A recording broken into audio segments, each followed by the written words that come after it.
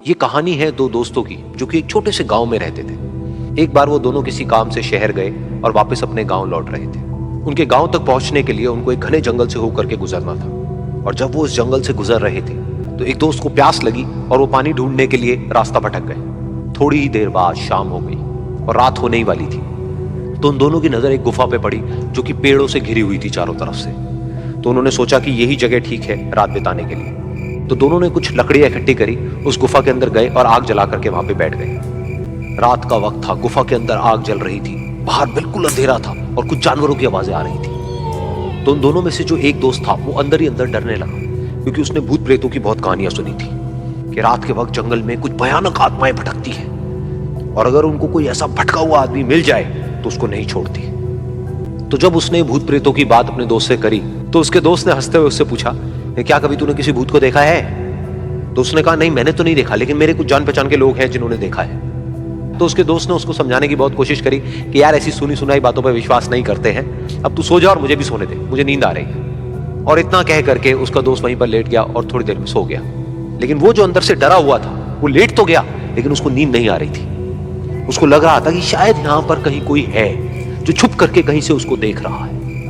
उस आग की वजह से कुछ परछाइयां बन रही थी वहां पर पत्थरों पर, तो उन परछाइयों को देख करके भी वो डर रहा था। फिर कुछ घंटे तक ऐसे ही चलता रहा। फिर उसके बाद में क्योंकि वो थका हुआ था तो उसको नींद आ गई। लेकिन नींद आने के कुछ देर बाद ही उसको एक सपना आया। सपने में उसको एक बहुत ही भयानक परछाई उसकी तरफ बढ़ती हुई नजर आई। अब जैसे जैसे वो अंदर से डरता चला जा रहा था वो परछाई उसके और पास आती चली जा रही थी और बड़ी होती चली जा रही थी। और उस परछाई में एक हाथ उसको नजर आया जिसके बड़े बड़े नाखून थे और वो हाथ उसकी तरफ बढ़ता चला गया और उसके गले तक पहुंचने ही वाला था कि तभी वो डर करके एकदम से उठा।